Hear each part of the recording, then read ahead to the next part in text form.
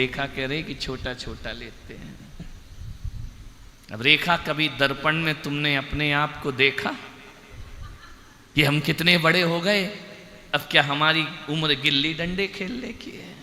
क्या हमारी उम्र कंचे खेलने की है?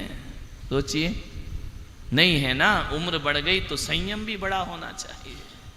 छोटे छोटे कैसे करोगे? छोटे छोटे से पार हो जाओगे क्या? बोलिए, बड़े बड़े लेने का प्रयास करो, देखते हैं कौन कितना बड़ा लेता है। धैर्य नहीं आदमी के पास, क्यों नहीं लेते सही? एक टाइम की चाय छोड़ने में सिर में दर्द होने लगता है, ध्यान रखना। और दिन में सोने की आदत हो ना, और एक दिन ना सो तो कैसा लगता है? बोलो, हमसे मत पूछो, अपना अनुभव बताओ, कैसा लगता है? भारी भारी भारी भारी चिड़चिड़ा मन हो जाता है। एक टाइम की चाय नहीं छूटती है, एक टाइम का भोजन तो बहुत बड़ी बात हो गई, चाय नहीं छूटती आदमी से। ये जो सिगरेट पीते हैं ना, ये मसाला खाते हैं, एक टाइम छुड़ा के देखो, सिर घूमने लगता है। उनका ध्यान रखिए। क्यों क्यों नहीं छोड़ते? संयम क्यों नहीं लेते? संयम के लेने के लिए आदमी इतना होशियार है, इतना होशियार है, यदि उससे कहो कि दीक्षा ले लो तो वो कहता है हमारा इतना पुण्य, जिसे सारा पुण्य हम 5-6 लोग कमा के आए हो दुनिया में, तुम्हारा तो पुण्य नहीं है। ध्यान रखना, ये बचने के रास्ते हैं। ध्यान रखना, हमारे भाग्य में कहाँ है? अरे तुम हाँ बोलो, भाग्य तो हम बना देंगे तुम्हारा। 2 मिनट नहीं लगे, तुम एक बार झूठ तो नरियल चढ़ाओ, हम सच में कर देंगे। ध्यान रखिए। नहीं महाराज, ये बड़ा कठिन काम है। बच्चा मंदिर नहीं आए तो माँ बाप परेशान रहते, मंदिर नहीं जाता, मंदिर नहीं जाता, मंदिर नहीं जाता। ज्यादा महाराज के पास आने लगे तो परेशान होते, चला नहीं जाए, चला तू तो महाराज के पास बैठ, तू तो वहीं बैठा रहे, काहे को आता, जा महाराज के साथ। अब बच्चा करे क्या भाई? सुधरे तो मरे, और नहीं सुधरे तो ज्यादा कोई मेरे आगे पीछे घूमे, क्यों रे, जाएगा क्या महाराज के साथ? अरे उसका जीना हराम कर दिया लोगों ने। मान्य क्या करे आदमी? संयम लेने के लिए पुण्य की जरूरत नहीं होती है। पुण्य तो संयम लेने के बाद भी कमाया जाता है। संयम लेने के लिए पुण्य की कोई आवश्यकता नहीं है, संयम लेने के लिए भाग्य की कोई आवश्यकता नहीं है। संयम लेने के लिए क्या करना है? 2 चीजों की जरूरत है। कौन सी 2?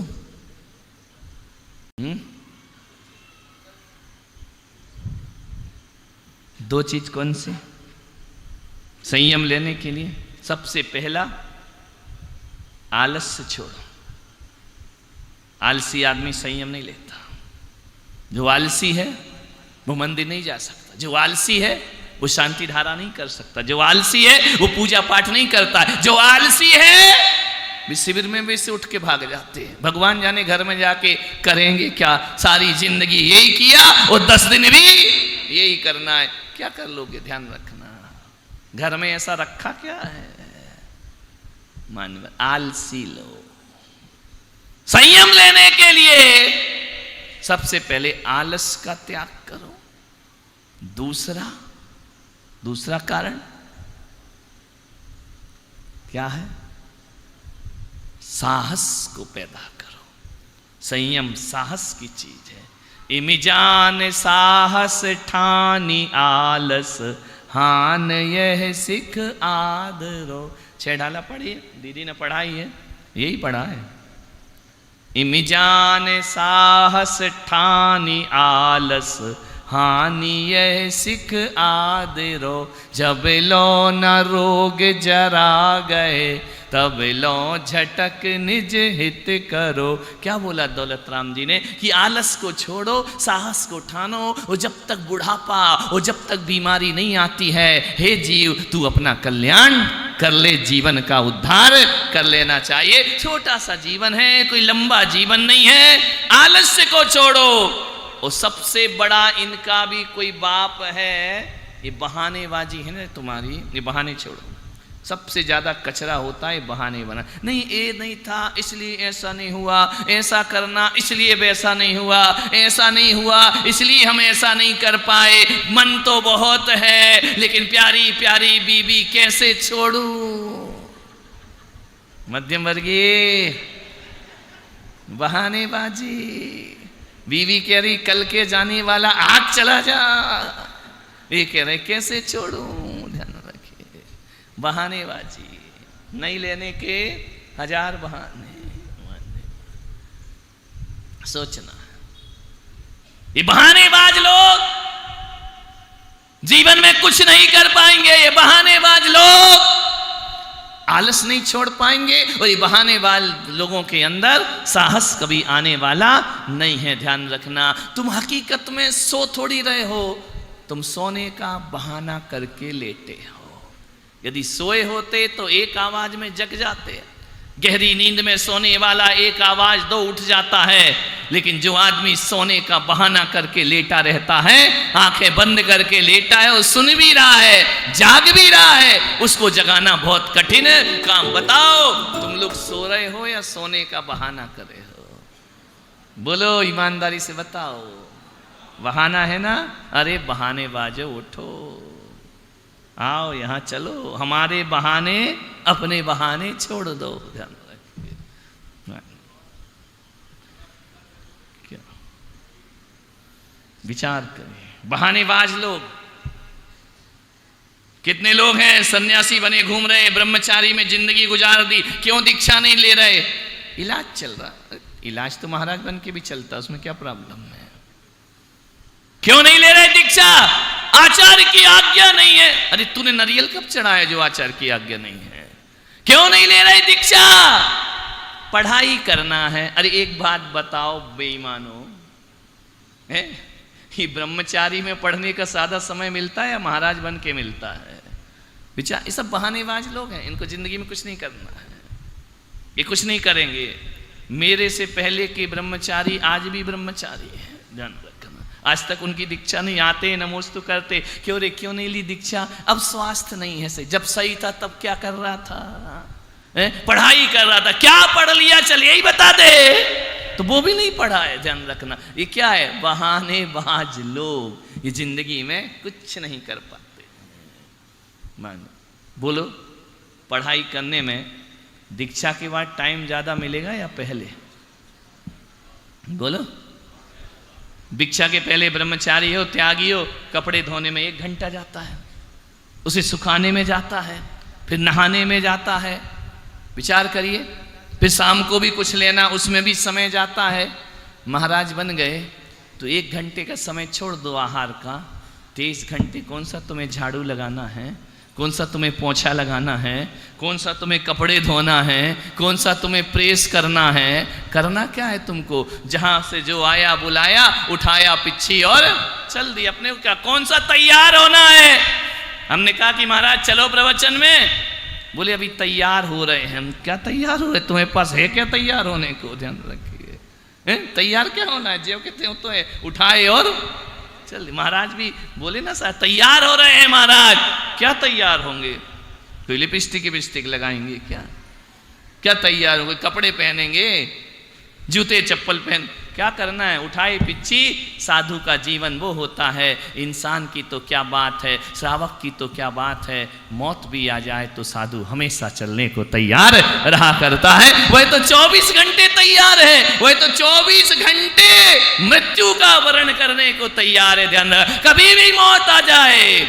मौत से कौन घबराते हैं? जिनके हिसाब किताब जिंदगी के गलत होते हैं। ध्यान रखिए, इनकम टैक्स ऑफिसर आता है तो दुकान की शटर किसकी गिरती है? जिसके बही खाते गलत होते हैं, और जिसके बही खाते सही होते हैं। इनकम टैक्स ऑफिसर भी क्या, ईडी की भी रेड पड़ जाए तो भी बालवा का होता नहीं है। ध्यान रखना है, वो गड़बड़ डाला है तो शटर गिरेगी। तो मौत भी एक इनकम टैक्स ऑफिसर है, और जब वो आती है तो वही आदमी घबराता है जिसके जिंदगी के वही खाते गलत हुआ करते हैं। और जो जिंदगी को बेदाग जिया करता है, कभी भी मौत आ जाए वह चलने को तैयार है।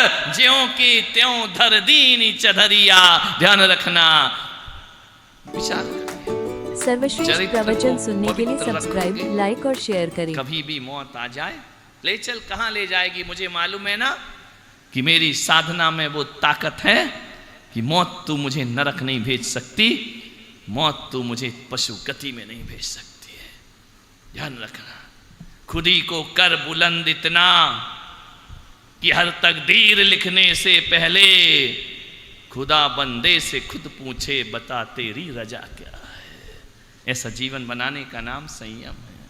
भगवान मेरा अगला भाव क्या होगा? अरे ऐसी जिंदगी जियो कि भगवान खुद पूछे कि तुझे क्या चाहिए। ध्यान रखना, विचार करना है, सोचना है। खुदा बंदे से खुद पूछे, बता तेरी रजा क्या है। संयम का दिन है। संयम रखो जीवन में, संयम नहीं तो कुछ भी नहीं। एक राजा था, बहुत पुरानी कहानी है, शास्त्रों की है, ग्रंथों की है, बड़ी अच्छी लगती। एक राजा था, भोगो विलासी, विषयों की अभिलाषा में जीने वाला। रोज वह राजा फूलों की सेज पर सोता था।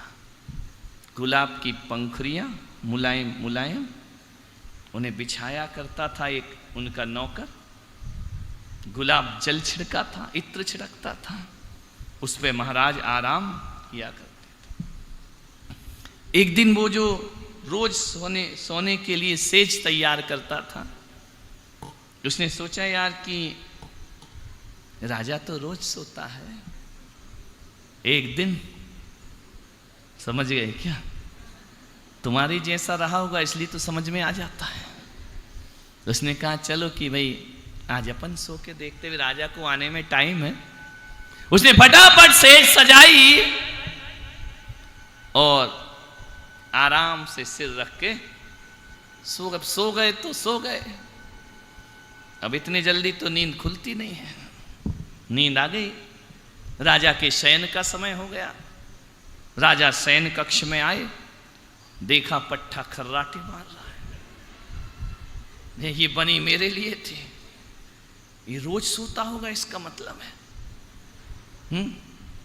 तो मुझे जूठी सेज पे सुलाता है, खुद उपयोग करता है पहले।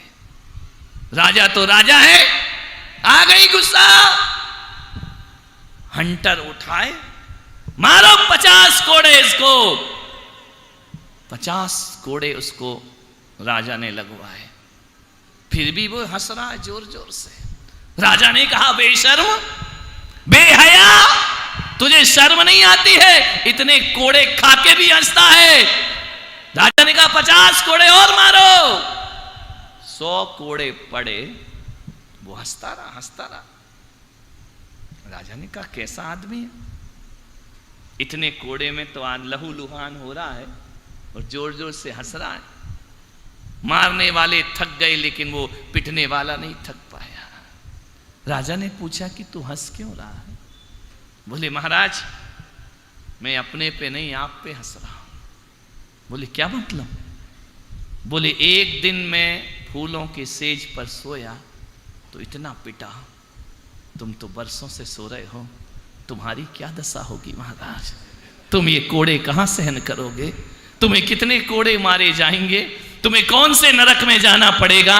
जब 1 घंटे की सजा इतनी है महाराज, तो मुझे हंसी आ रही तुम्हारी जिंदगी में।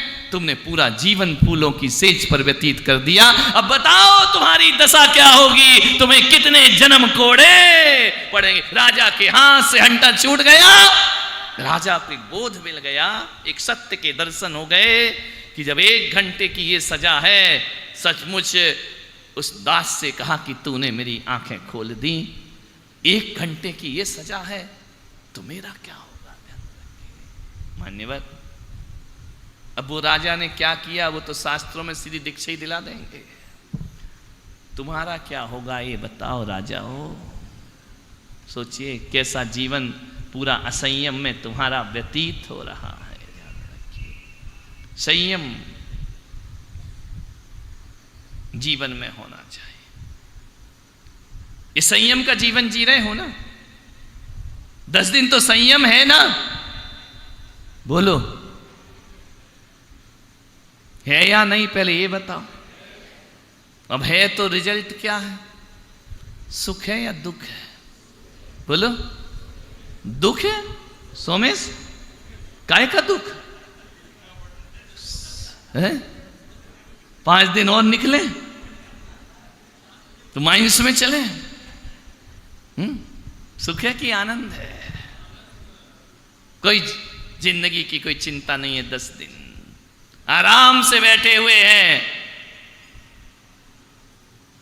ये संयम का सुख है।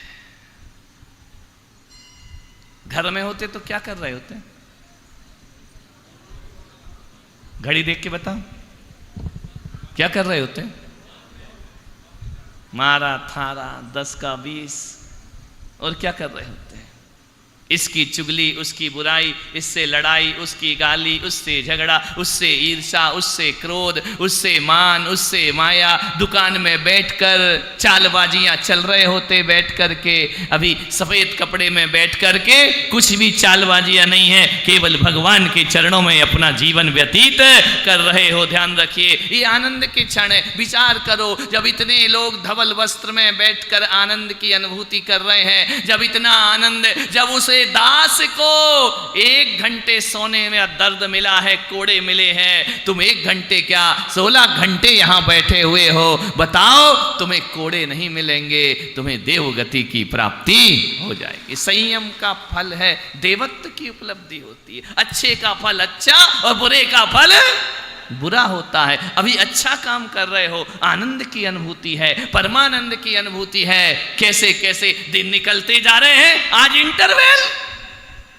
बीच में आ गए, 5 गए, 5 बाकी है। ध्यान सर्वश्रेष्ठ प्रवचन सुनने के लिए सब्सक्राइब, लाइक और